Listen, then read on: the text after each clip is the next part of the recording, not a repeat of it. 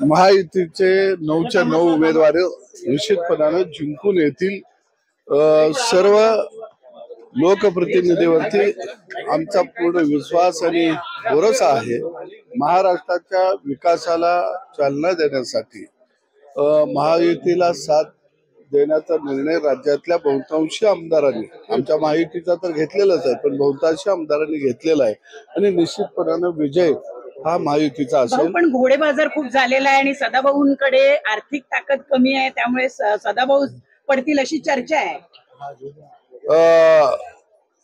घोडे बाजार चालला आहे हे म्हणणं मला वाटतं आपल्या लोकप्रतिनिधीवरती, आमदारांच्यावरती गैरविश्वास दाखवण्याचा प्रकार आहे आणि जे कोण लोक आरोप करत आहेत ते बहुतेक घोड्यांच्या कळपामध्ये राहत असावेत असं मला वाटतं। आणि म्हणून मला वाटतं की मी शेतकऱ्यांच्या चळवळीतला एक शेतकऱ्यांचा प्रतिनिधी म्हणून देवेंद्र फडणवीस यांनी मला या ठिकाणी उमेदवारी दिलेली आहे आणि राज्यातला शेतकरी, बांधावरचा शेतकरी खऱ्या अर्थानं माझी उमेदवारी करत आहे असं मी मानतो। काँग्रेसचे आमदार कुठले असंही बोललं जात आहे, काँग्रेसचे 8 आमदार हे क्रॉस वोटिंग करतील, त्याचा तुम्हाला फायदा होईल?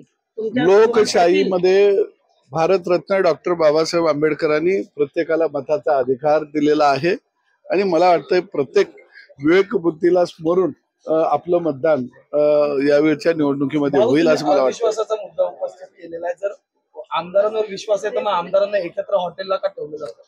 असं आहे की निवडणुकीच्या काळामध्ये सर्व एकत्रित आणणं, मतदानाच्या प्रक्रिया समजावून सांगणं या दृष्टीनुसार प्रत्येक पक्ष आपापली जबाबदारी किंवा दक्षता घेतो।